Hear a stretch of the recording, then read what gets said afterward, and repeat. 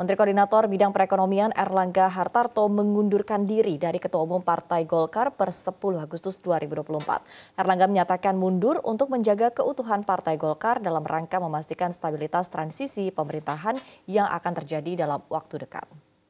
Erlangga juga memastikan DPP Partai Golkar akan menyiapkan mekanisme pemimpin pengganti dirinya sesuai dengan ketentuan ADART. Dalam video pengunduran dirinya, Erlangga menambahkan demokrasi harus terus dikawal dan partai politik adalah pilarnya. Partai Golkar selama 60 tahun telah membuktikan sejumlah capaian. Pada pemilu 2024, Partai Golkar bahkan memenangkan 102 kursi DPR dan ratusan bahkan ribuan kursi parlemen di berbagai tingkat dari Sabang hingga Merauke. Sejalan dengan pengunduran diri tersebut, nama-nama seperti Agus Gumiwang dan Bahlil Lahadalia ramai diperbincangkan publik sebagai pengganti Erlangga. Namun Golkar belum memutuskan siapa sosoknya. Pasalnya penentuan baru akan dilakukan saat musyawarah nasional luar biasa Partai Golkar yang diperkirakan maju setelah perayaan 17 Agustus 2024. Setelah mempertimbangkan dan untuk menjaga keutuhan Partai Golkar dalam rangka memastikan stabilitas transisi pemerintahan yang akan terjadi dalam waktu dekat, maka dengan mengucapkan Bismillahirrohmanirrohim serta atas petunjuk Tuhan Yang Maha Besar, maka dengan ini saya menyatakan pengunduran diri sebagai Ketua Umum DPP Partai Golkar.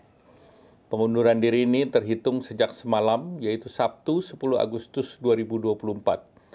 Selanjutnya sebagai partai besar yang matang dan dewasa, DPP Partai Golkar akan segera menyiapkan mekanisme organisasi sesuai dengan ketentuan ADART organisasi yang berlaku.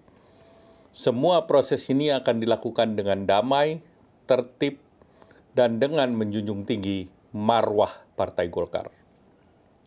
Demokrasi harus kita kawal dan kita kembangkan terus-menerus. Partai politik adalah pilar demokrasi kita. Indonesia adalah negeri besar. Kita harus memastikan bahwa demokrasi kita terus berjalan dari satu generasi ke generasi berikutnya. Partai Golkar sejauh ini telah menjadi kebanggaan kita semua, serta menjadi kekuatan terdepan demokrasi Indonesia.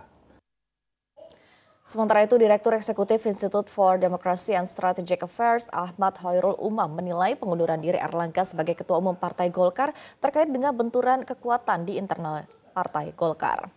Hoirul menyebut internal Partai Golkar memiliki kepentingan masing-masing. Hal ini sudah terlihat ketika Partai Golkar masih bolak-balik mencari koalisi Pilpres sebelum bergabung di Koalisi Indonesia Maju yang mengusung Prabowo Subianto. Hoirul juga menyebutkan ada the invisible hand atau kekuatan tersembunyi yang bergerak di balik keputusan Erlangga. Pasalnya, menurut Hoirul, keputusan Erlangga di sejumlah pilkada dianggap kurang tegas dan sering memunculkan ketidakpastian. Ia juga memprediksi Agus Gumiwang yang akan menggantikan posisi Erlangga.